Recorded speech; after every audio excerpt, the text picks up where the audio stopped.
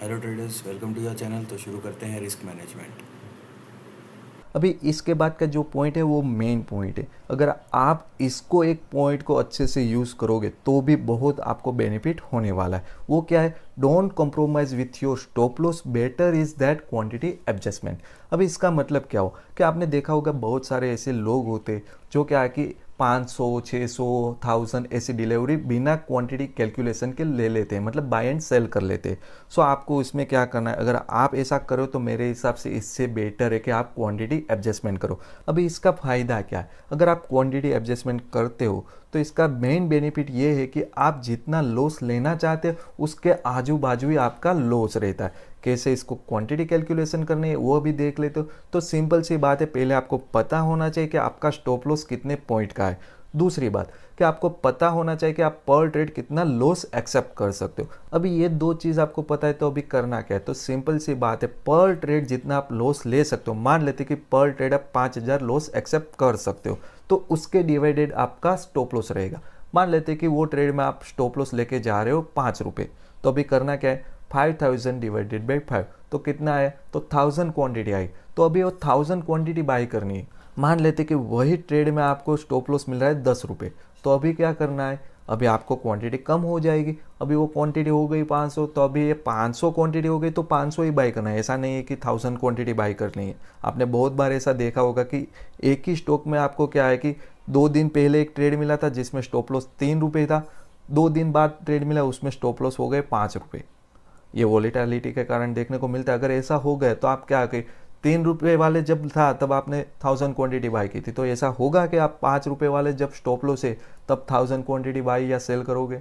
नहीं। क्यों? क्योंकि अगर ऐसा होगा तो क्या है कि उसमें प्रॉफिट भी हो गया, इसमें अगर थोड़ा सा भी लॉस हो गया या तो जीरो जीरो हो जाएगा या तो आप लॉस में निकलोगे। समझ गए? सो इसीलिए क्वांटिटी एडजस्टमेंट ज़रूरी है। एक बार हम इसको चार्ट पे भी देख लेते हैं सो और बेटर आपको आइडिया आए। अभी ये एसबीआई का चार्ट है। मान लेते कि आपको इधर से बाइंग करनी है। समझ गए? आपको लग रहा है कि इधर से ये स्टॉक अप जाएगा, सो आप क्या करो, इधर से बाइंग का सोच रहे हो। तो मान लेते कि इधर आपका 2.5 रुपये का स्टॉप लॉस है और आपका पर ट्रेड लॉस 1000 रुपये। तो अभी क्वांटिटी कैलकुलेशन कैसे होगा?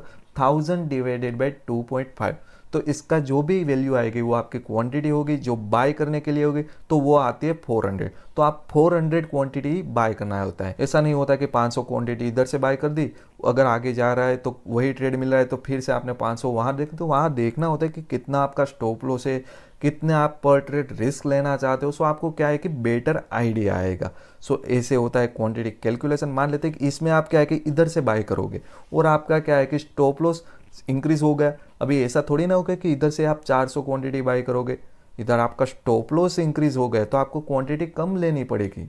समझ गए? क्योंकि आप पर ट्रेड एक लिमिटेड रिस्क लेना चाहते हो। सो ऐसे होता है क्वांटिटी कैलकुलेशन। तो सिंपल सी बात है, जो भी आपका पर ट्रेड रिस्क है उसके डिवाइडेड बाय आपका रहेगा स्टॉप लॉस।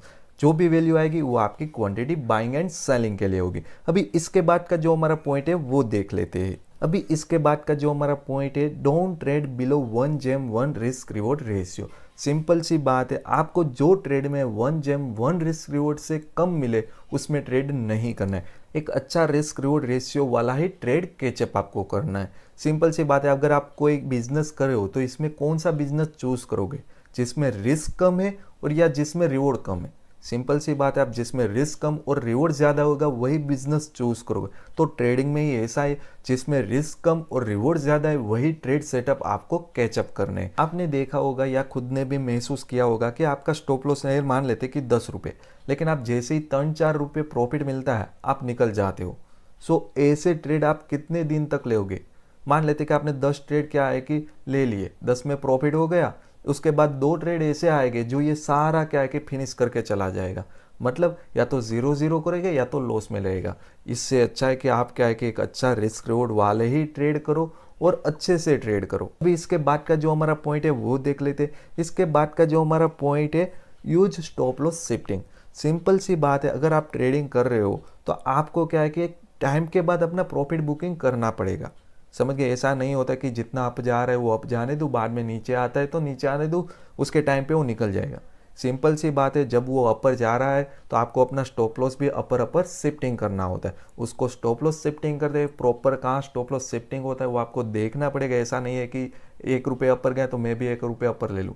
समझ गए, ऐसा नहीं होता। प्रॉपर स्टॉप लॉस शिफ्टिंग आपको पता होना चाहिए कहाँ मेरे को स्टॉप लॉस शिफ्टिंग करना है। तो प्रॉपर स्टॉप लॉस शिफ्टिंग के साथ जितना आपको प्रॉफिट अपर साइड मिल रहा है उतना लेके जाना है, और जब वो प्रॉपर स्टॉप लॉस हिट हो जाए तो बाद में आपको निकल जाना है। समझ गए, जो प्रॉफिट मिला है उसको लेके जाना है। तो ये स्टॉप लॉस शिफ्टिंग का बेनिफिट क्या है? तो सिंपल सी बात है, आपने देखा होगा बहुत सारे ऐसे स्टॉक होंगे जो क्या है कि एक सडनली पीक पकड़ लेता है। मान लेते हैं कि ऐसा कोई स्टॉक आपके हाथ में आ गया, तो आप क्या अगर स्टॉप लॉस शिफ्टिंग करोगे तो क्या होगा, उसका मैक्सिमम बेनिफिट आप उठा सकते हो। सो इसीलिए क्या है कि स्टॉप लॉस शिफ्टिंग करना चाहिए हमें। अगर आपको नहीं पता स्टॉप लॉस शिफ्टिंग कैसे करना है तो आप हमें बताइए, कमेंट में लिखिए। सो हम क्या है कि उस पर एक और वीडियो आपको अलग से बना के दे।